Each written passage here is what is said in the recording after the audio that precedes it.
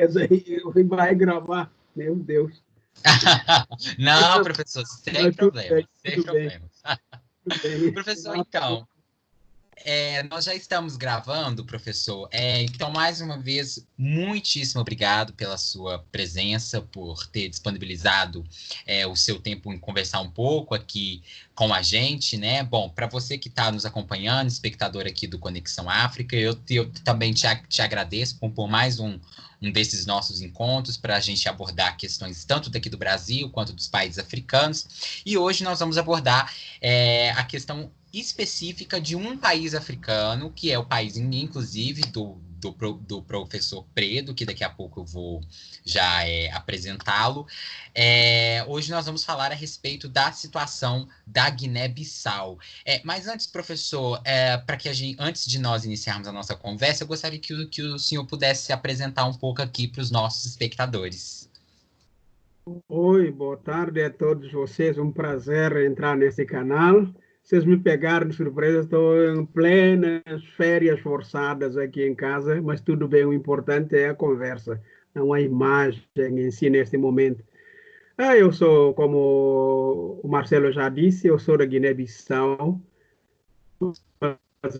estou no Brasil desde direto. Eu tenho a minha família, a mulher, a filha e os dois filhos são daqui. Então, eu estou aqui com a minha família desde lá, mas também eu estudei aqui na década de 80, começos de 1990, fiz comunicação social na Universidade Federal aqui de Santa Catarina, e agora estou professor, eu digo, gosto de dizer que estou, porque não sou professor de formação, mas estou professor lá na Universidade do Sul de Santa Catarina, uma das especializadas aqui em questões de Santa Catarina, principalmente na região do sul do estado. E também agora, neste momento, voltei à universidade, depois de 20 anos, a fazer um doutorado, na realidade, encontrar algum lastro acadêmico para um projeto que eu estou desenvolvendo para a Guiné-Bissau. Boa tarde a todos. Estou à disposição. Que legal, professor. Maravilha. Vamos então daqui a pouco falar a respeito desse seu projeto, mas antes, professor, é uma curiosidade minha e eu acho que com certeza agora aqui dos nossos espectadores é sobre a sua vinda aqui para o Brasil. Por que o senhor decidiu migrar aqui para o Brasil e construir a vida do senhor aqui? Temos quanto tempo para contar essa longa história? Professor, o tempo que o senhor precisar. Até vou ser muito sintético para favor dos nossos telespectadores. Não, eu escolhi vir estudar no Brasil, tinha outra opção, eu era já jornalista na Rádio Nacional da Guiné-Bissau e tinha o governo a opção de me mandar para o Instituto Internacional de Jornalismo no Cairo, no Egito. E eu tinha um amigo brasileiro que trabalhava na Guiné, era padre, mas era psicólogo também, e ele me disse que a comunicação do Brasil era uma das melhores do mundo. Aí, como eu não duvidava muito da seriedade das palavras dele, acabei optando por vir para o Brasil, enfrentando até o ministro da comunicação lá do meu país, porque ele é que tutelava a Rádio Nacional, e eu saí sem salário, sem nada para vir estudar aqui no Brasil e acabei vendo que, de fato, a comunicação social no Brasil, ou do Brasil, é uma das melhores no mundo, principalmente quando o assunto é a pesquisa científica. Gente muito boa, como o pessoal lá da própria Universidade aqui de Santa Catarina e da ECA, que é a Escola de Comunicação e Artes da USP, que tem grandes pesquisadores. Então, eu não me arrependi de ter vindo estudar aqui. Só que eu gosto de brincar que acabei voltando com 2 diplomas. O diploma da formação e do amor, que acabei me casando com uma brasileira que é pedagoga, que eu conheci lá na Federal e agora tenho uma família. E por isso nós moramos na Guiné e agora estamos morando aqui no Brasil. Agora, professor, quando a gente fala em histórias, histórias como as suas, né, de migração de guineenses para outros países, muitos deles, professor, acabaram abandonando o país e foram, por exemplo, para Portugal, vieram para cá, para o Brasil, por circunstâncias políticas, né? A gente sabe que é um país que desde a sua independência, em 1974, desde então ocorreram vários golpes de estados, é um país muito instável do ponto de vista político e também econômico, né, consequentemente. Então, professor, eu queria uma observação do senhor, professor, a respeito das circunstâncias que fizeram com que muitos guienenses fossem embora do seu país e fossem para outros países, professor. De fato, não seria o meu caso em particular, porque eu estaria morando lá na Guiné, não por causa da situação crônica de instabilidade político-militar, mas porque com a família, crianças que estão buscando ainda afirmação na vida, não era prudente levar a família para lá. E olha que nós já vivemos lá. Minha mulher já viveu lá e já trabalhou lá. Então, nós estaríamos lá de novo. Mas precisamos, neste momento, que as crianças encontrem os próprios caminhos. Dali para frente, a opção é de voltar para a Guiné. Mas, de fato, tem um problema sério de instabilidade que afugenta muitos guineenses formados. Primeiro, você tem aquela situação que é crônica e é comum a todos os países atrasados. Eu não gosto de dizer pobres, porque quando tem muitos recursos minerais e tem muita capacidade, muita mão de obra, não vejo como um país pobre, mas atrasado ainda, do ponto de vista da tecnologia e outras coisas. Então, às vezes, a pessoa é formada, chega lá e não tem recursos para poder trabalhar. Então, fica aquela frustração. Eu sou formado em tal assunto, mas eu chego aqui, não tenho equipamentos, não tenho meios para poder trabalhar. E mais do que isso, como no caso da Guiné-Bissau, não tem energia, porque há cortes frequentes de fornecimento de energia.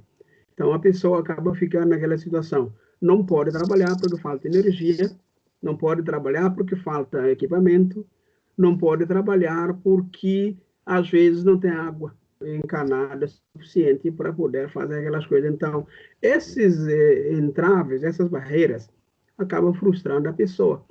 E, paralelamente, tem aquela coisa de países de fora que oferecem oportunidade da pessoa trabalhar.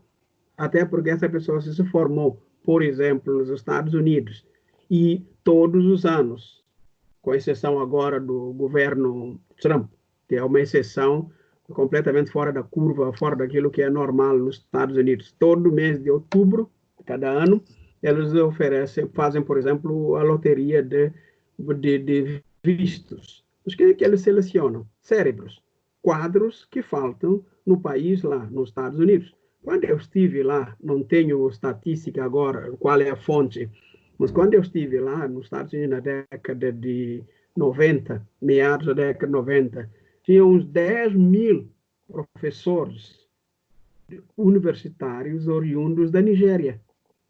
Olha só o número de pessoas, 10 mil.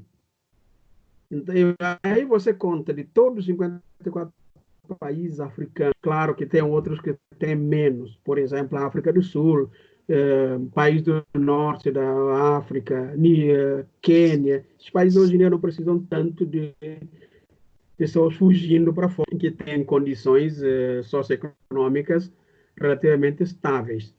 E mais do que isso, quando você falou dessa coisa de pessoas irem trabalhar fora, fuga de quadros, tem uma matéria que apareceu agora, como não estava nisso, não preparei, tem uma matéria que apareceu uma vez no The Economist, lá na década de 90.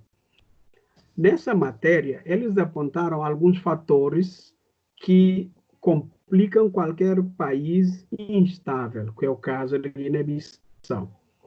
Primeira coisa a guerra, obviamente, arrebenta com tudo que existe de infraestrutura. E depois, quando a parte vencedora assume o poder, tende a donar-se das finanças para pagar os soldos dos militares vencedores, para poder também garantir o prazer dos comandantes vencedores. E nesse quadro, aí chega o mais grave. Você tem quadros que fogem, os cérebros. Pessoas formadas que fogem porque não querem ficar numa situação instável, até porque surgem oportunidades lá fora e, por exemplo, ser voluntário das Nações Unidas. Trabalhar em outros países e ganhar 50, 60, 100 mil dólares por ano. Terceiro aspecto que você vai encontrar: outros países oferecem oportunidade para as pessoas irem trabalhar fora e ficarem lá fora e não voltarem. No caso da Guiné-Bissau, você tem, eu vou chutar assim, talvez metade das pessoas formadas em diferentes áreas estejam vivendo fora, principalmente em Portugal, no Senegal, nos Estados Unidos, França e agora também no Brasil, que é o meu caso, que não é de fuga, mas porque eu entro como parte desse grupo que vive fora da Guiné-Bissau. Professor, e agora o senhor poderia explicar, entrando mais detidamente na questão política do país, né?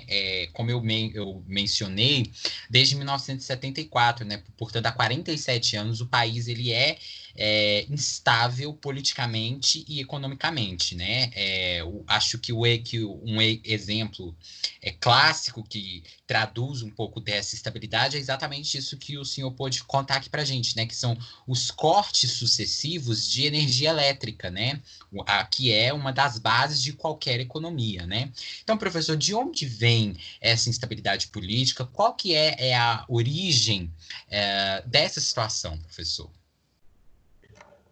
Olha, eu não saberia apontar uma origem única, mas acho que é uma conjunção de vários fatores que poderia merecer até uma tese. Mas aí podemos colocar talvez como vício de origem que a Guiné-Bissau teve uma história recente muito boa, a luta de libertação.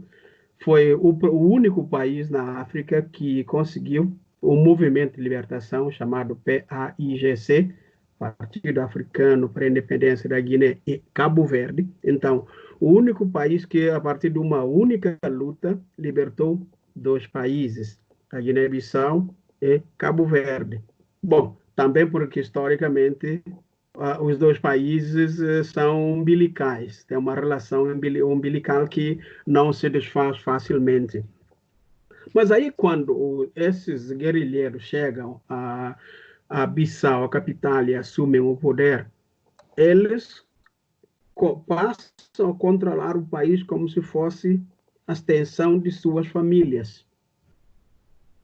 E quem é que controlava o país? Quem governava o país? O sistema partidário, o partido que era ao mesmo tempo uma liderança política e uma gestão governamental. Os mesmos que eram líderes do partido eram também os mesmos que governavam o país. E aí, no meio termo, você tem aquela cultura militar. Tanto é que hoje, para não ter aqui uma coisa muito longa, eu digo que o problema que nós temos na Guiné-Bissau é do ativismo militar. Aqui no Brasil se fala muito do ativismo judicial e mais. Nós temos ativismo militar. Os militares que não se sossegam na caserna, no quartel, que acham que... Primeiro, você teve aqueles que saíram da luta, que achavam que, de fato, eram os donos da Guiné. Então, o governo deveria existir em função deles, eles, antigos combatentes da libertação. Depois da segunda geração desses, alguns dessa nova geração de militares que não foi à luta armada, entrou nessa linha de achar que o militar mandava na Guiné-Bissau. Eles é que determinariam o que poderia ou não poderia ser feito. Tanto é que no golpe, numa guerra, a única guerra civil que aconteceu no final do século passado, em 98 e 99, o grupo que ganhou essa guerra foi pressionado pela sociedade civil e pela comunidade internacional, vide União Europeia, União Africana e a própria organização interna lá da região da África Ocidental, chamada CEDEAO, que é uma comunidade lá de 16 países. Essa pressão, os militares recuaram, permitiram a eleição de um civil. Mas o que eles propuseram? Que esse governo civil teria que passar informações para eles, dizer que eles deveriam fazer uma coisa. Tanto é que eu já estava aqui no Brasil, eu mandei uma carta para eles, carta aberta, publicar no jornal lá, dizendo que esse não era um procedimento democrático. Ou eles assumiam e arcavam com as consequências, dizer que eles provocaram uma guerra que foi uma ruptura no sistema democrático que estava sendo implantado, ou eles poderiam deixar o governo civil eleito assumir e governar de fato, porque isso era de ter uma eminência parda e por trás da coisa. Então, você vê. E temos um aspecto complicador da Guiné-Bissau, que é o narcotráfico. Saiu daqui da América do Sul, o que é uma coisa que simplesmente desestruturou toda a Guiné-Bissau. Por quê? Os traficantes tinham dificuldade de pegar aqueles aviões pequenos e irem direto para a Europa. Se fossem naqueles aviões grandes, nas linhas comerciais normais, poderia ter problemas. Nas alfândegas, o controle, tanto aqui nas fronteiras oficiais, como está lá na Europa. Então, eles conseguiram, com os militares da Guiné-Bissau, o alto comando, não é bom generalizar, com o alto comando militar na Guiné, porque a Guiné-Bissau tem duas áreas, uma até do ponto de vista geográfico, tem a parte continental e tem um arquipélago e tem lá você tem umas 60 ilhas, algumas dessas ilhas são quase inabitadas.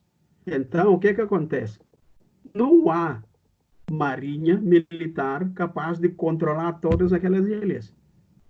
Isso passa a ser um fator facilitador do narcotráfico. Poucos quilômetros, alguns milhares, chegavam lá numa das ilhas para depois passar para os Estados, lá para a Europa. E começaram a ter esse conluio, uma espécie de simbiose entre os traficantes, principalmente colombianos, e as altas patentes militares na Guiné-Bissau. Veja só que já tínhamos o problema do ativismo militar, a herança da luta de libertação, é o problema da corrupção, e temos esse problema do tráfico que começou a beneficiar os militares. E temos um terceiro aspecto na Guiné-Bissau. A Guiné-Bissau é um dos países mais atrasados no mundo. Não tem um mercado. Não tem coisa de você ter empresas privadas assim que possam oferecer empregos para um contingente enorme de pessoas. 70%, 80% de pessoas no campo, com a agricultura de subsistência.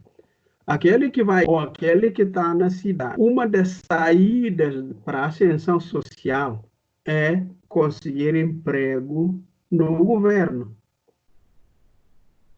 E na escala hierarquia, você vai ter aqui alguém que é ministro, alguém que é diretor de uma empresa, alguém que é presidente. Essa aí, você pega a classe média da Guiné-Bissau, é a classe média de um contingente enorme de pessoas do funcionalismo público. Então, muita gente quer estar no governo como uma forma de ascensão social / econômica. Se houvesse um mercado que pudesse absorver a mão de obra, você teria poucas pessoas interessadas em fazer parte do governo. Aí, nessa linha, você pega uma coisa que é adjacente. Aqui no Brasil, vocês falam de, poxa, temos não sei quantos partidos políticos. E mais um chegando como aliança do presidente Bolsonaro. Na Guiné-Bissau, nós temos 36 partidos políticos. E o país de 36 mil quilômetros quadrados. 36.125 quilômetros quadrados. Uma população de 1,5 milhão, mas com mais de 30 partidos políticos legalizados. Por quê? Muitos partidos, como não têm como se sustentar, dependem do sistema das Nações Unidas, principalmente na época das eleições. E alguns, quando recebem aqueles fundos, acabam ficando com os líderes desses partidos. É uma forma também de ganhar, entre aspas, a vida. Resolver-se financeiramente, pelo menos por algum tempo. Então, em resumo dessa minha resposta muito alongada, mas não o suficiente, a herança político-militar dos antigos combatentes, aqueles que libertaram a Guiné e achavam que libertando seriam os donos da Guiné. Segundo, o problema do narcotráfico. Terceiro, temos essa coisa de não termos um mercado que absorvesse ou oferecesse oportunidades para um contingente cada vez maior de pessoas que se formam ou pessoas que saem do campo e que querem ascender na vida. Então, o governo ou o setor público acaba sendo uma forma de ascensão social. Professor, agora, em relação à questão de como a Guiné ela trata da questão dos direitos humanos, professor, assim, como é que a população quais são a gente pode entender que a população da Guiné está integrada ao que nós chamamos atualmente hoje de os direitos humanos, enfim, o país é uma democracia, enfim, sobre o sistema político da Guiné, professor, como é que é? Ele é uma democracia plural? A concepção dos direitos humanos ela é latente na vida das pessoas, enfim. A Guiné, a gente pode dizer que é uma democracia, apesar de tudo que eu coloquei aqui do ativismo militar, é uma democracia porque nós temos, eu vou sempre tomar muita cautela ao falar isso, mas a liberdade de expressão, a liberdade relativa da mídia, partidos de várias tendências, até temos lá temos o PT lá, o Partido dos Trabalhadores, temos partidos socialistas, partidos de direita, tudo quanto é tipo de partido. Então, de fato, a gente pode falar de um país democrático, mas o problema é a instabilidade política por conta do ativismo dos militares e também por causa de disputas, às vezes mesquinhas, entre integrantes de partidos no próprio governo. Isso aconteceu muitas vezes dentro do PAGC, partido que libertou a Guiné, e governou por décadas, e também entre os próprios partidos de oposição que surgiram e que poderiam ter tido a experiência, se espelhar na experiência negativa do PAGC e não evitar as disputas internas que acabam atrapalhando. Hoje em dia, o que é que nós temos lá? Disputas, às vezes, entre o presidente e o primeiro-ministro, porque lá é um sistema semipresidencialista ou semiparlamentarista, como a pessoa quiser. Lembra exatamente o que você tem em Portugal. O presidente tem algumas funções constitucionais, mas quem governa é o primeiro-ministro. O presidente é eleito diretamente, voto popular, ele é eleito. Cada partido apresenta seu candidato às presidenciais. mas também temos as legislativas. Aí o partido que tem maioria no parlamento, que tem 100 parlamentares, 100 deputados, nós não temos lá o Senado, como vocês têm aqui. É unicameral, então. É unicameral, então só temos os deputados, então 100. Aquele que tiver maioria na eleição legislativa indica o primeiro-ministro. E esse o presidente simplesmente só faz as formalidades.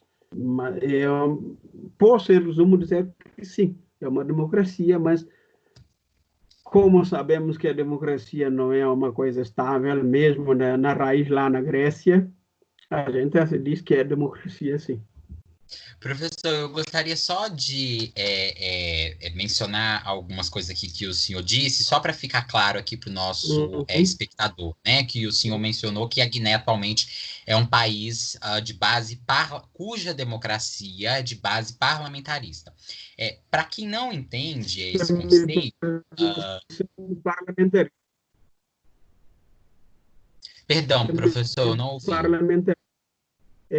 Semi-parlamentarismo. Ah, sim, semi-parlamentarista. O parlamento não tem poder absoluto. Ah, ótimo, professor, ótima a sua correção. Pois muito bem, professor, semi-parlamentarista é diferente do sistema brasileiro.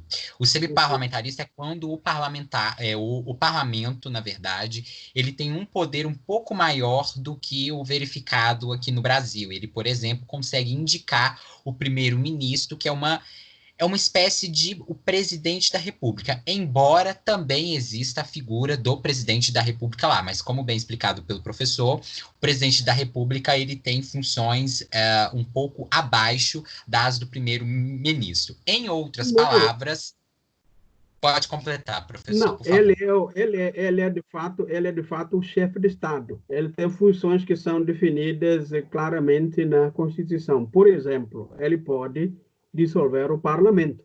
O primeiro-ministro, né? Não, o presidente. Ah, o presidente, da República tem a função de chefe de Estado, mas em vez de ser uma figura decorativa, ele tem algumas funções específicas que são estabelecidas na Constituição. Ah, sim, entendi. Agora, mas uma delas, por exemplo, é de representar o país lá fora. E, por exemplo, quando tem a Assembleia Geral da ONU, não é o primeiro-ministro que faz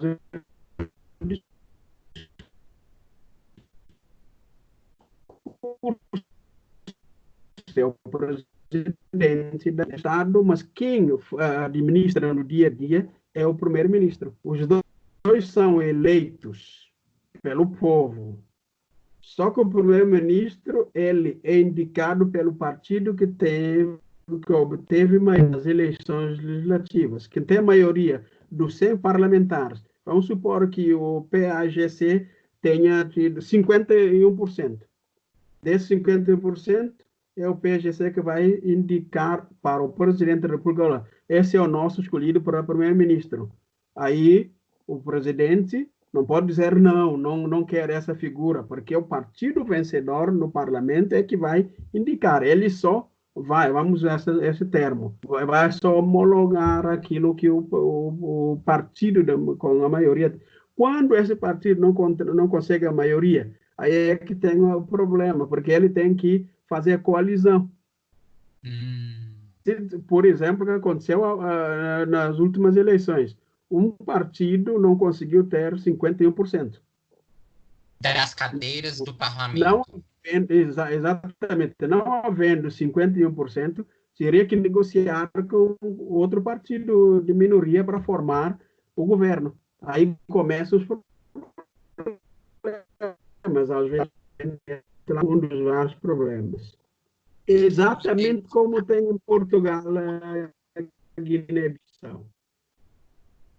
Entendi. Então, professor, é uma democracia semi-parlamentarista em que o partido que obtém a maioria das cadeiras do parlamento é que elegem o primeiro-ministro. Exatamente. Entendi. E como é que é eleito, só para a gente recapitular, o presidente da República? Tem eleição direta. tem um dia que é votação para o presidente, então cada partido indica o seu candidato a presidente. Obviamente, o presidente em exercício, ele se recandidata, mas aí até o limite dos mandatos. Aí recandidata e depois, se ele ganhar, é reeleito. Se não, aquele que tiver maioria, ele é essa pessoa que é eleita. Entendi. Maioria dos votos. Entendi. E, professor, e o presidente da República, ele tem um caráter mais de... Ele é o chefe de Estado que representa, Chefe de portanto, a nação Estado. perante ao cenário internacional. É isso, né?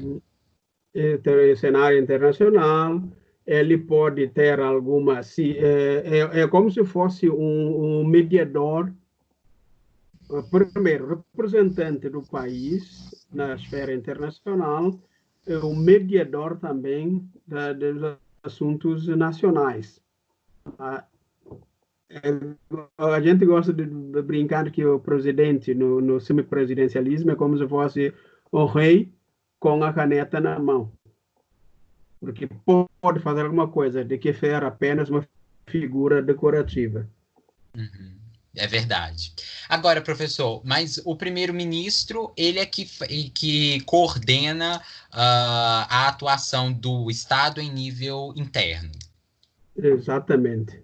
Ele é que executa as políticas, aquele programa do partido que ganhou a eleição, vai apresentar no parlamento, o parlamento se aprovar, o parlamento pode lá fazer emendas, mudar aqui, mudar acolá, e fazer a coisa funcionar. Mas, em geral, o partido que ganhou vai executar aquele programa que o levou à eleição, a não ser que seja um programa absurdo. Mas, se for absurdo, ele nem vai conseguir a eleição. Não vai conseguir nem ganhar. Portanto, professor, o primeiro-ministro pode ser, então, de um partido diferente do presidente da República. Exatamente, isso acontece. Aí vem a chamada coabitação. A gente pega um termo francês, porque o sistema francês também é parecido com a Guiné-Bissau, coabitação. Aí é que está o grande perigo, né? Quando são os dois, o presidente e o primeiro-ministro do mesmo partido, em geral não há muitos problemas. Mas quando o partido do presidente é outro e do primeiro-ministro é diferente, muitas vezes pode haver choque quando essa coabitação não for no limite da democracia ou da Constituição. Cada um fazer aquilo que cabe. O presidente ser o chefe de Estado e o primeiro-ministro o chefe de governo. Entendi. E, professor, Guiné-Bissau é um estado unitário, é uma federação? É um Estado unitário que tem 8 regiões, correspondente aos estados aqui, 35, 36 municípios, a gente chama lá de setores administrativos, e depois tem as aldeias, tabancas, o poder local. Aí, nesse poder local, você tem uma coisa interessante, o poder étnico. Às vezes faz a ponte com o poder moderno, administrativo, lá nas aldeias. Às vezes acontece o chefe de uma etnia ou de uma aldeia ter também incumbência de chefe daquele local. Aí faz interface com o prefeito. É como se fosse fazer fazer a ponte entre o tradicional e o moderno. Uhum. Professor, agora a respeito da língua. A língua oficial do país é o português, mas como é que é? Todos são falantes de português? São coisas que, às vezes, quem não é de lá tem dificuldade de entender. Na Guiné, nós temos, obviamente, o português como língua oficial, mas tem gente que nasce, cresce e se vai e nunca falou português. Então, É mesmo? português é falado, não sei quais são as últimas estatísticas, mas tinha em torno de 15% da população que falavam regularmente o português no dia a dia, mas o português oficial nos documentos e nas escolas, na educação. De resto, você pode se surpreender, ir lá no palácio do presidente, as pessoas estão lá a falar o crioulo, que é a língua vernácula, a língua vehicular da Guiné, que é de interconexão entre todos os guineenses. Aí você tem em torno de 70, 80% da população falando essa língua crioulo, tá? Que é uma mistura de português arcaico e as línguas locais. Surgiu assim o crioulo. Só que hoje em dia, se eu for falar o crioulo, você brasileiro vai entender 80% das minhas palavras, porque vai ter muita coisa do português. Se for para uma região como Cacheu, que foi uma das capitais na Guiné colonial, o crioulo de lá é muito tradicional, é só para comprar. E aí você tem no sul do Senegal, que foi parte de Casamansa, que foi parte de Portugal, ainda tem um crioulo lá que o pessoal de Cacheu até consegue entender, porque depois Portugal cedeu essa parte para o Senegal e tem uma parte no sul. E nas línguas locais, você vai ter em torno de 20 etnias, cada uma com a sua própria língua. Mas o que nos une não é o português. Diferente da Angola, por exemplo, o português, Angola e Moçambique, o português é que une a todos. Na Guiné é o crioulo que une a todos nós. Eu vou a qualquer área da Guiné, eu vou falar o crioulo, terá sempre alguém que vai me entender. O português, não. E outra coisa, por causa da convivência entre as várias etnias, praticamente o guineense fala mais de duas, três, quatro línguas locais. Que vai ter um vizinho que é de Balanta, que é grupo majoritário, tem de Bram, que é da minha etnia, os portugueses chamaram de Mancanha, porque chegaram lá, como diz, só abrindo parênteses, chegaram lá e perguntaram quem eram aquelas pessoas. Portugueses, o pessoal entendeu que estavam perguntando quem era o chefe e disseram Mancanha. E os portugueses escreveram etnia Mancanha, ou tribo Mancanha. Aí ficou Mancanha, mas nenhum Mancanha se chama Mancanha, se diz Nahola, Bahola, plural. Então, é nesse, mas nós somos nós somos poliglotas por necessidade, por convivência, mas o português é o que menos falamos. Eu, Que quando coisa saio, engraçada. é a situação lá. É completamente diferente do que você vai encontrar em Angola e Moçambique. Professor, isso é uma coisa muito, muito engraçada. Então, se, por exemplo, se eu chegar na Guiné-Bissau agora, a probabilidade, então, de eu encontrar um falante de português é muito pouca. Na capital e nas cidades do interior, até lá no interior também, provavelmente vai encontrar alguém que fale português, alguém formado, algum missionário, e temos muitos missionários brasileiros lá. Vai encontrar alguém que vai falar português. As novelas brasileiras, que também são uma forma hoje de até alguém entender as formas ficativizadas do tipo do Rio de Janeiro, que tomou conta do Brasil, de alguma forma, vai encontrar. Mas a maioria aí vai ter passagem tranquila por todas as partes da Guiné. Professor, ainda né, tratando dessa questão né, da língua, o processo de alfabetização, ele se dá na língua portuguesa? Como é que é? As escolas, elas estão, como é que eu posso dizer, adaptadas a receber os alunos com uma riqueza cultural tão grande, né?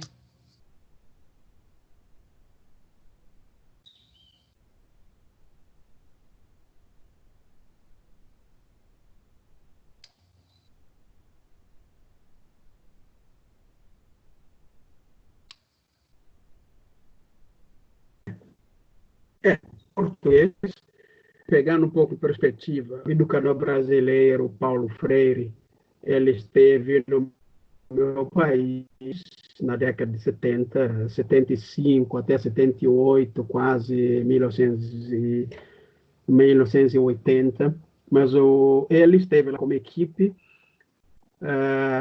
a convite esse organismo da ONU que lida com a educação e ciência, e ele, o projeto inicial do governo era alfabetizar as línguas maternas das diferentes etnias. E ele, Paulo Freire, também queria aquilo. Dizer, aquilo que você vivencia, do ponto de vista cultural, facilita o entendimento da alfabetização, daquelas palavras que são propostas para você aprender. Então, ele fez um projeto e desenvolveu uma campanha de alfabetização de adultos que teve um sucesso inicial interessante, porque você tinha na Guiné 95% da população analfabeta, talvez um pouquinho mais. Analfabeto mesmo, não é alguém que fosse analfabeto funcional, analfabeto mesmo. Então, ele começou aquela coisa de não só tentar alfabetizar as línguas locais, também que o político que sabe um pouquinho mais deve ensinar aquele que sabe menos. Então, alguém que estava, por exemplo,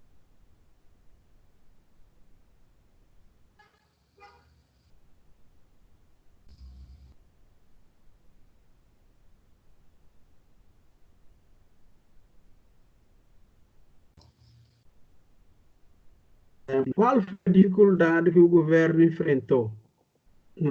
Não existiam livros em línguas locais. Então, como é que ia fazer essa alfabetização?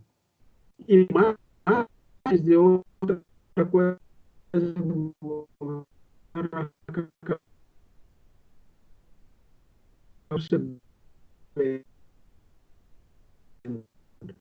as línguas locais não. Então, acabavam questionando do ponto de vista econômico, abandonaram essa coisa da alfabetização nas línguas. Mesmo que alguém aqui acolá, um padre aqui, ou lá, um guineense tenta alfabetizar locais, bate de frente com essa questão do lastro internacional dessas línguas. Não tem crioulo é que tem, como eu disse, no sul do Senegal e em Cabo Verde, só. Mas os custos econômicos acabaram sendo muito grandes e, como Portugal já tinha todos livros prontos, Brasil só importa, o português acabou prevalecendo. Entendi. Então, o português acabou prevalecendo no processo de alfabetização. Certo. Entendi. Ô, professor, e agora, assim, e o senhor poderia contar aqui um pouco para gente como é que era a sua vivência lá, professor? O senhor viveu na pele essa instabilidade política? Como é que o senhor tem lembranças de alguns momentos assim que ficaram, que foram momentos, eu diria até históricos e que talvez te marcaram de alguma maneira? Enfim, o senhor tem alguma lembrança nesse sentido, professor? A gente tem algumas coisas, porque eu não sei se foi sorte ou não, mas eu sou da geração da libertação da Guiné-Bissau, não daqueles que lutaram, eu nunca lutei. Até porque eu era, quando o Partido da Independência foi fundado, eu nasceria só no ano seguinte. 56, eu nasci em 57. E a luta começou em 63, eu era criança ainda. Então, não participei da luta em si. Mas a independência, quando chegou, E eu vivenciei aquele processo todo como guineense de transição entre a luta de libertação, toda a luta de libertação eu vivenciei na minha terra natal, e depois me mudei para a capital. A capital não teve guerra, teve guerra. O mais próximo da guerra, ataque militar, foi no aeroporto. Mas o interior teve guerra, luta armada, morte de pessoas mesmo. A casa da minha família queimada, a gente viver em abrigo feito na terra, cavar buracos enormes, colocar troncos de, de árvores e depois cobrir, colocar chapas de tanques e cobrir para entrar lá e se esconder para evitar qualquer coisa. Então, essas coisas que eu vivenciei.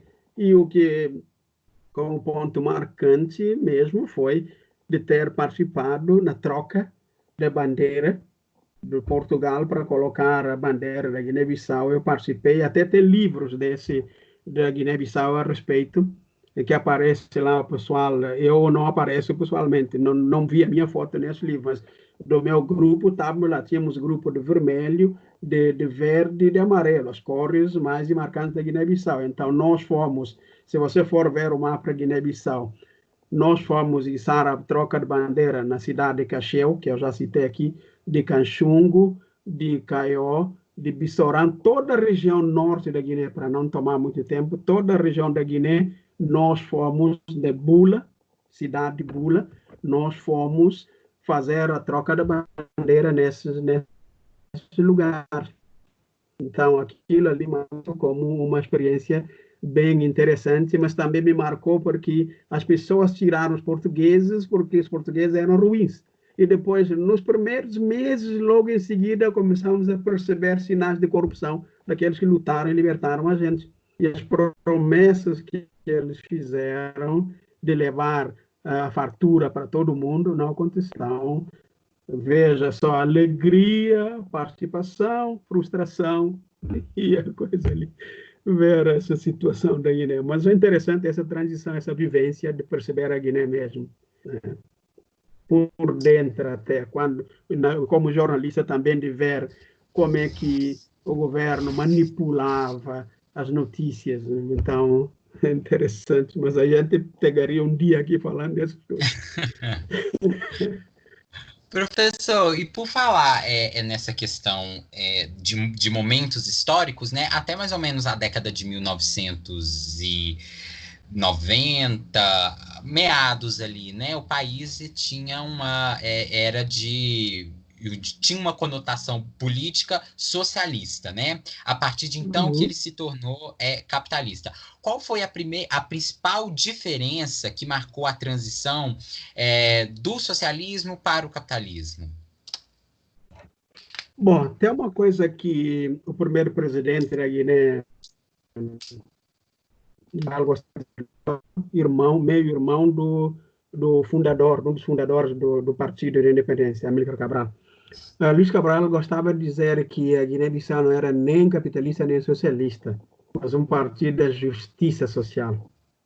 Essa era a lógica dele. Então, era só a retórica, porque, de fato, a Guiné-Bissau seguia uma linha, eu vou dizer aqui, de pró-socialista, porque não foi uma coisa que colocaram no programa do governo que nós vamos ser como foi em Angola com o MPLA. Eles seguiram toda a linha socialista sem se declararem abertamente socialistas. Aí faziam negócios com países ocidentais, inclusive acordos técnicos com Portugal e com vários países capitalistas. Então, a opção facilitadora, porque era moda por causa da Guerra Fria, ou você era socialista ou você era capitalista. Então, a Guiné-Bissau eu gostava de brincar que a Guiné-Bissau era pró-socialista, mas flertava com o Ocidente. Tanto é que, mesmo antes da mudança, já tinha embaixada de Portugal, dos Estados Unidos, de muitos países ocidentais, lá na Guiné-Bissau. Mas, tudo bem, vamos aceitar que se tratasse de um país socialista ou pró-socialista. A ruptura aconteceu por causa da crise que acontecia na Guiné-Bissau, porque estatizaram tudo que tinha, mas o que tinha para estatizar? Pouca coisa. O que tinha para estatizar mesmo eram pequenas fábricas, como de processamento de arroz, de produção de cerveja e refrigerantes, de energia elétrica, coisas marginais, porque a Guiné-Bissau não era industrializada, não tinha muita coisa para estatizar, para nacionalizar. E também mesmo se nacionalizasse, aí é que entrou o problema. Começou a faltar dinheiro para poder pagar salários, poder manter aquelas empresas em funcionamento. Por causa dessa situação, o governo se viu numa situação difícil. E depois, quando a União Soviética se foi, em 90, a União Soviética se foi em 90, 89, 91, o fim da União Soviética, qual era a saída? Aceitar o FMI e o Banco Mundial. E quando chegam essas duas instituições, mudaram completamente. Então, a reabertura do mercado, da adoção de políticas de...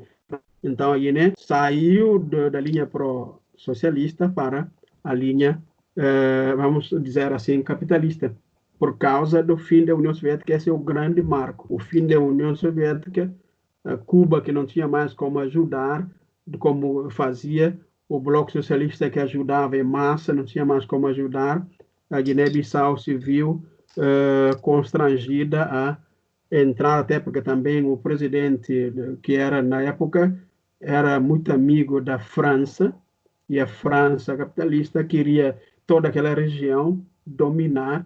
Então, essas facilidades todas e essas necessidades acabaram fazendo a Guiné-Bissau um país que é hoje, seguir o capitalismo e seguir os ditames do Banco Mundial e do FMI. Professor, agora em relação ao Índice de Desenvolvimento Humano da Guiné-Bissau, né? De acordo aí, né, com dados da ONU, né, o IDH do país é baixo, numa escala de 0 a 1 é 455, né? Portanto, é baixo, quanto mais próximo de 1, mais desenvolvido, né? E, professor, em relação aos níveis de vulnerabilidade, de pobreza, como é que é, professor? Esses índices lá são altos? Eu não tenho aqui comigo os números mais atualizados da Guiné-Bissau e nem vou me arriscar a apontar os números, mas posso dizer que na África você pode pegar 3 grupos, dividir os países africanos em 3 grupos. Eu estou pegando aqui os dados da CIA, apesar de ter essa conotação negativa, tem dados confiáveis sobre os países e também do próprio Banco Mundial. Então, desses 3 grupos, tem aqueles que são desenvolvimento acima da média, desenvolvimento da África do Sul, os do norte da África. Aí você tem Comores, por exemplo, não, Comores não, Maurícias, Ilhas Maurícias, Seychelles. Aí tem de desenvolvimento médio ou mediano, tem Cabo Verde, tem Quênia e por aí vai. Aí tem o terceiro grupo, do qual a Guiné-Bissau faz parte, daqueles que não conseguem nem sustentar o próprio orçamento anual. Dependem de créditos, dependem de ajuda para poderem se sustentar. Então, a Guiné está nessas condições que você está dizendo tudo aí, e está tentando fazer reformas para poder avançar, mas o problema é este. Voltamos ao início.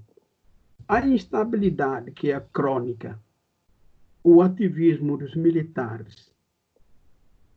Que investidor vai lá para colocar o seu dinheiro, arriscar os seus investimentos lá? Não vai.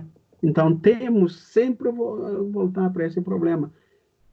Cabo Verde, em termos comparativos, não é muito bom fazer. Cabo Verde tem poucos recursos naturais, minerais, por exemplo. Vive muito do turismo, vive muito do porto e do aeroporto, agora os 2 aeroportos, e das remessas dos imigrantes que estão fora. Mas Cabo Verde já é considerado pela ONU como um país de desenvolvimento mediano. Não é mais um país atrasado tanto quanto a Guiné-Bissau. Por quê? Por causa dessa situação que impera qualquer perspectiva de desenvolvimento. Então, de fato, o que você disse é isso. Ou você, né, pega os indicadores sociais, econômicos, a Guiné-Bissau está sempre entre os mais atrasados. Se você pega da transparência internacional, a Guiné está entre os primeiros, em termos de corrupção. Agora, professor, é muito interessante a gente analisar isso, né? Porque isso influi diretamente nos indicadores de pobreza da população, né? Então, a gente pode inferir que, dada toda essa circunstância, mais ou menos, então, 70% a 80% das pessoas em Guiné são consideradas pobres. Olha, eu não sei qual é o percentual, mas acredito que esteja por aí. Pessoas realmente com necessidades, pessoas que não têm acesso à água potável, não têm acesso à energia elétrica, não têm acesso à saúde como se deve, dificuldade de acesso à boa educação, à habitação de qualidade, então, transportes. Então, uma infinidade de situações imperantes que fazem a Guiné-Bissau realmente um país com esses problemas. Mas eu arriscaria dizer, com medo de cometer um equívoco, que a Guiné não é, apesar de todos esses problemas, todos eles, a Guiné-Bissau não é um país que você encontra as pessoas na rua, por onde mora o Moreno que tem essa questão da tradição solidária, que permite que os vizinhos troquem, ajudem-se na pobreza, mas ajudem-se, e também essa coisa de mesmo os vizinhos se darem lugar para ficar, mesmo quando um vizinho não tem onde morar. Por isso não temos esse problema ainda. Mas eu disse isso porque uma vez eu disse que não, quando eu estava aqui, eu dizia: na Guiné-Bissau nós não temos ninguém a pedir na rua. Aí quando eu voltei, eu vi crianças pedir na rua. Depois eu fui pesquisar, não, aquelas crianças pediam na rua porque tem uma religião no Senegal, esse pessoal foi lá, as crianças eram obrigadas a pedir para aquele dinheiro ir colocado lá no santuário. Uma coisa talvez por isso.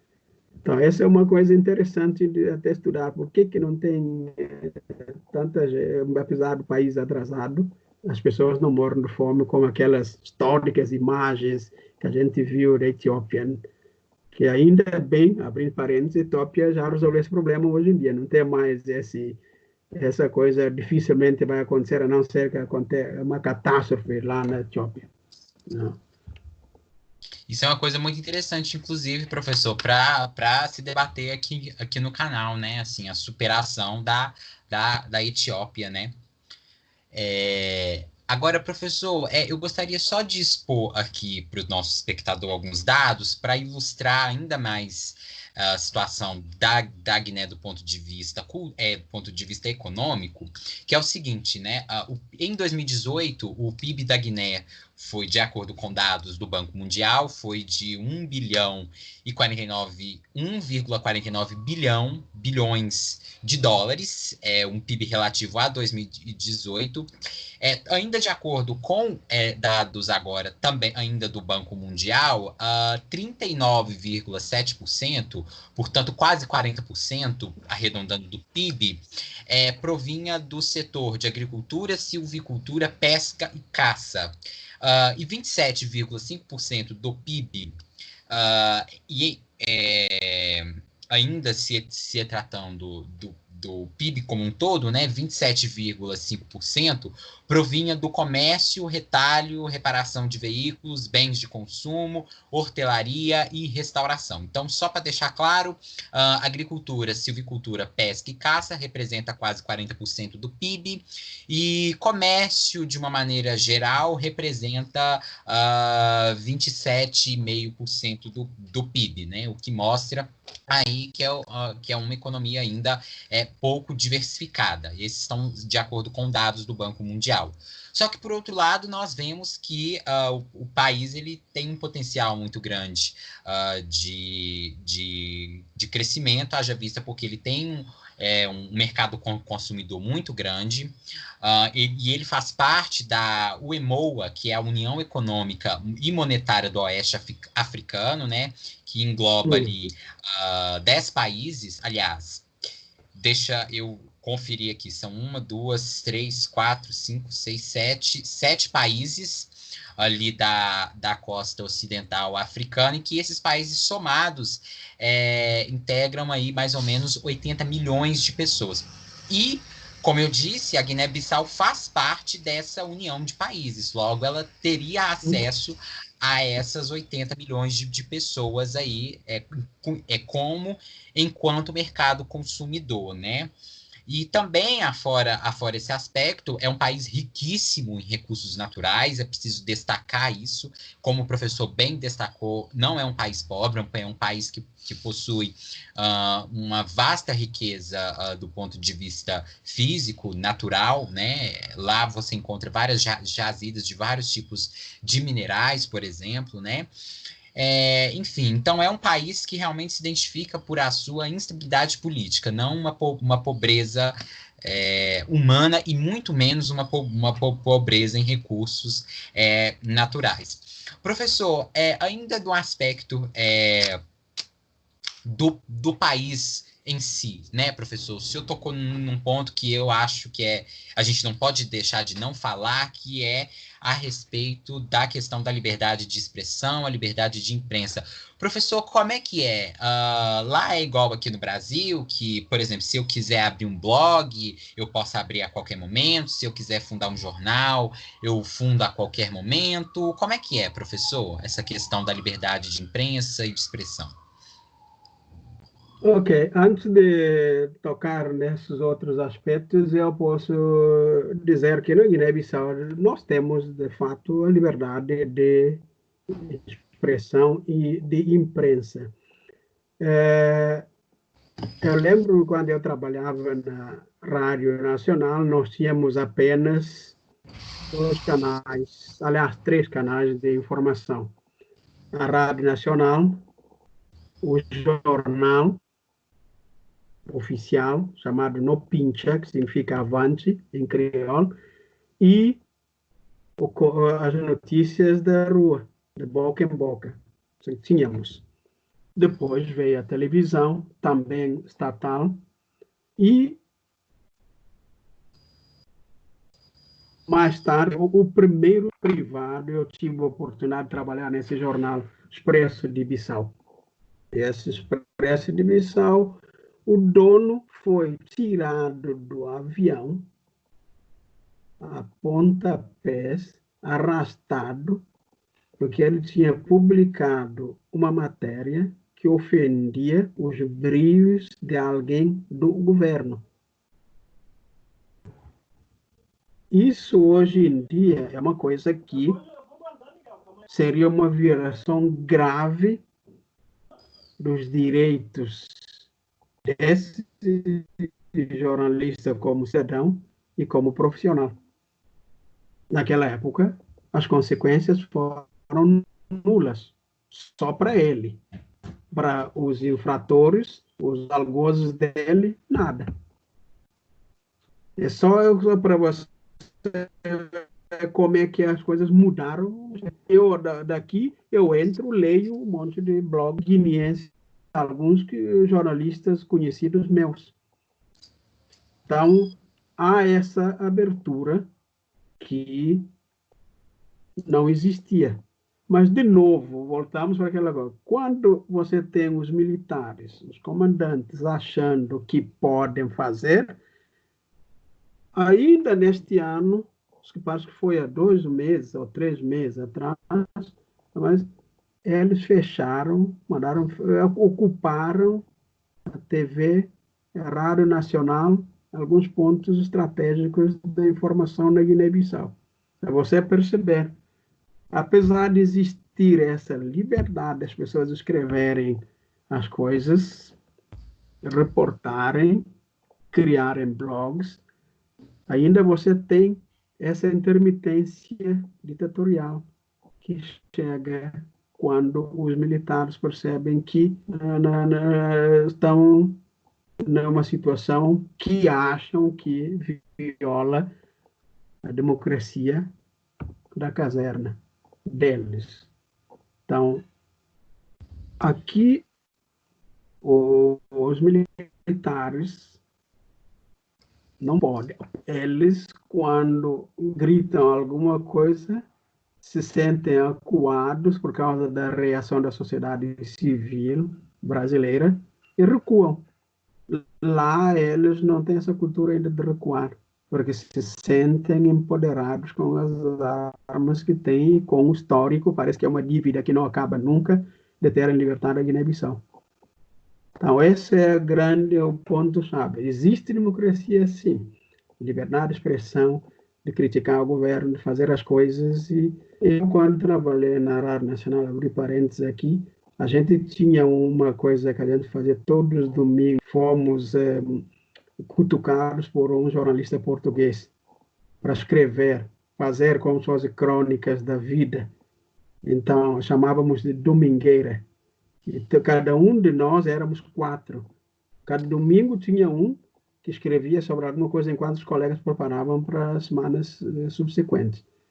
E a gente tomava o cuidado máximo de não nominar pessoas, mas falar de situações, de contextos, porque poderíamos simplesmente sumir. Hoje em dia, alguém escreve e nomina, sem problemas. Eu, com aquela carta aberta que eu fiz para os militares, eu estava fora, estava nos Estados Unidos. Eu fiquei imaginando se eu estivesse lá na Guiné naquela época, eu acho que teria feito aquela carta assim, dizendo claramente, você é o comandante Ansumane Mané. Talvez eu tivesse tido problemas, né, com a minha própria saúde, minha própria vida. Então, é democracia, mas nem tanto. Liberdade de expressão, mas nem tanto. Professor, para a gente encerrar, eu gostaria que o senhor pudesse acrescentar algo mais sobre o seu país, que atualmente está passando por outra crise, né, política, né, que inclusive nós vamos abordar em outro vídeo aqui no canal, só para deixar claro aqui para o nosso espectador mais detalhes sobre essa crise, né? Eu gostaria que o senhor pudesse acrescentar algo mais a respeito de tudo que nós falamos aqui. Olha, primeira coisa, eu vou aproveitar para agradecer, que esta é uma oportunidade de conversar sobre uma coisa. Você sabe que nós africanos gostamos muito de conversar, a oralidade faz parte da nossa vida. Escrever é ótimo porque você marca os registros. É porque a escrita começou lá, antes de chegar lá na Mesopotâmia, aquela região lá da Suméria, tudo. Começou lá entre nós. E quando conversando assim, eu me senti em casa, na Guiné. Conversando com você, eu me senti na Guiné. Então, eu agradeço muito essa oportunidade que você me deu de revisitar a minha Guiné à distância. Não tem preço isso. Segunda coisa, eu gosto de distinguir o guineense dos governantes da Guiné. O guineense é sempre esperançoso. Não, mas não é aquela esperança de ficar sentado esperando. Deus vai chegar um dia e trazer leite e mel. É um esperançoso que luta. Eu vou te dar um exemplo rápido. Sei que a gente tomou muito tempo. Quando o país chegou à independência e as promessas foram frustradas de que levariam comida, coisas, fartura para a Guiné, e as coisas começaram a desandar, quem assumiu a liderança de garantir comida na mesa das pessoas para ninguém ficar na rua pedindo esmola, ninguém morrer, e isso não aconteceu durante 11 anos, porque a reabertura da economia foi em 83, e isso, em 85 começaram a chegar, eram filas e filas para alguém conseguir 1 quilo de arroz. As mulheres saíram das suas casas, começaram a ir, às vezes, para o interior, porque lá tinha comida, tinha arroz, tinha milho, milhete, um monte de coisa, mas não havia como escoar para a capital. As mulheres iam lá pegar essas coisas e levar para suas famílias, buscar e vender. Ir lá no interior, pegar peixe que estava sobrando lá na Ilha dos Bijagós. Esse é o tipo de esperança que eu estou dizendo. Esse é o guineense, de buscar as coisas, buscar soluções para os seus problemas. E quem atrapalha os militares, que não conseguem estar em suas casernas. Mas a minha esperança é que, com mesmo essas dificuldades que os governantes estão tendo, tem gente lá que eu conheço, porque estudei com alguns, gente séria, que quer uma Guiné de fato estável e que busque os seus caminhos de desenvolvimento, porque tem recursos, não precisa de pedir, tem recursos lá dentro mesmo. É só estabilidade. Isso que a Guiné precisa, estabilidade para poder avançar. Tá? Eu agradeço por isso. Professor, quem agradece aqui, na verdade, sou eu, assim, a sua disponibilidade em conversar aqui com a gente. Eu acho que foi uma conversa enriquecedora para quem gosta de assuntos internacionais. Eu acho que essa nossa conversa aqui é indispensável.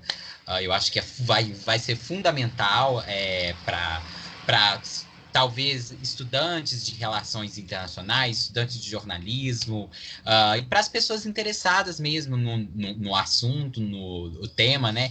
E, inclusive, professor, eu já deixo novamente o meu convite aqui, porque, como eu havia mencionado, nós vamos falar mais a respeito da situação aqui da Guiné-Bissau. Nós vamos, nos próximos vídeos, abordar questões mais de cunho cultural, nós vamos abordar mais talvez, sobre a economia. Também nós vamos abordar, sobretudo, a questão, isso serão vários vídeos, e também nós vamos abordar em um específico a questão da crise atual, né?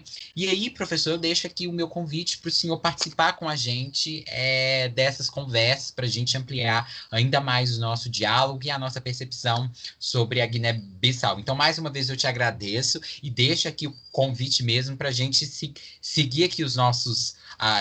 trocando sempre figurinha pelo e-mail, aqui mesmo pelo Skype, para a gente ir dialogando, professor. Então, mais uma vez, muitíssimo obrigado, professor. Eu agradeço de novo e estou à disposição no que eu puder contribuir. Se, como você perguntou numa das mensagens, talvez para diversificar, também seja útil ter a voz de outro guineense, né? Que não seja só eu a falar desses assuntos. Até aí eu me lembrei de um colega que mora aqui, fez mestrado, não sei se já terminou o doutorado, que poderia ser útil também, mas não falei com ele ainda. Vou falar com você, mas eu estou à disposição para me sentir de novo em casa. Ai, professor, que ótimo. O senhor não sabe quanto o senhor me deixa contente com isso, professor, de coração. Agora, professor, e o senhor então poderia, por favor, procurar esse seu amigo depois e lhe fazer o convite? Pode deixar que eu vou fazer. Mas eu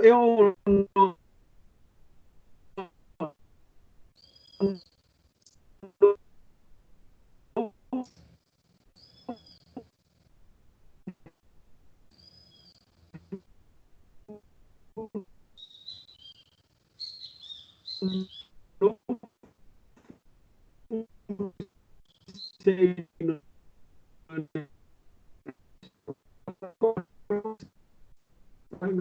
são a partir de onde? Alô? Professor, o senhor me ouve? Sim, eu estou escutando, mas não parece que você não escutou o que eu falei. Nos 30 segundos antes, falhou um pouquinho mesmo, professor. Não, eu estava dizendo que eu não sei quem vocês são, né? Não fui na internet para buscar. Eu vou mandar, professor, o link do nosso canal para o senhor, tá? Eu vou te mandar aqui, inclusive, agora pelo Skype, viu? Ok. Professor, então eu vou encerrar aqui a nossa ligação. E aí eu vou te mandar aqui agora, então, o link do nosso canal. E aí, professor, seja aqui pelo Skype ou pelo e-mail, o senhor pode me mandar alguma novidade sobre o seu amigo, tudo bem? Vou falar com ele primeiro e depois entra em contato. Além disso, professor, eu gostaria de saber se o senhor tem algum colega jornalista lá da própria Guiné que o senhor acha que toparia conversar aqui conosco. Eu vou tentar, através desse amigo, saber quem está lá ainda, né? Porque Ah, sim, ótimo. quem E está de lá ainda, preferência, professor, quem está nativa, sei que tem alguns lá ainda. Tem um entendi. que é muito bom e até escreveu um livro, Tony Checa, mas ele vive em Portugal. Ah, sim, sim, sim, Tony Checa, interessante. ele conhece muito da comunicação da Guiné-Bissau mesmo, até porque ele foi o meu diretor lá na Rádio Nacional. Que legal, professor, que Esse, bacana. Aí, esse, professor, e, e se fosse, professor, inclusive, algum falante de português, seria o não, ideal. jornalistas rabiscam alguma coisa em português. Ah, que bom, professor. Bom saber. Bom, professor, então é isso aí. Então, mais uma vez, muito obrigado, viu? E Ok. vamos trocando figurinhas lá no e-mail, tá? Um abraço para o senhor, viu? Abraço para você, Marcelo. Tchau, obrigado. Tchau, tchau, professor.